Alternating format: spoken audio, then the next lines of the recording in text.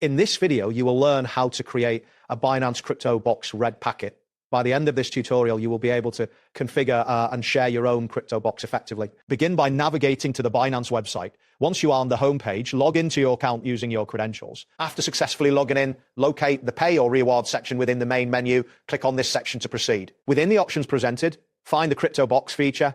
It is important to ensure your account is eligible to create boxes by reviewing any eligibility criteria listed. Before moving forward, check your available balance to confirm you have sufficient funds for this operation. Keep in mind that some regions may have restrictions on creating crypto boxes, so it is advisable to verify your account's eligibility. Once you've confirmed these details, you are ready to proceed to the next step. Now you will configure the details of your red packet. Start by selecting the cryptocurrency that you wish to distribute. After making your selection, enter the total amount you intend to distribute, as well as the number of recipients.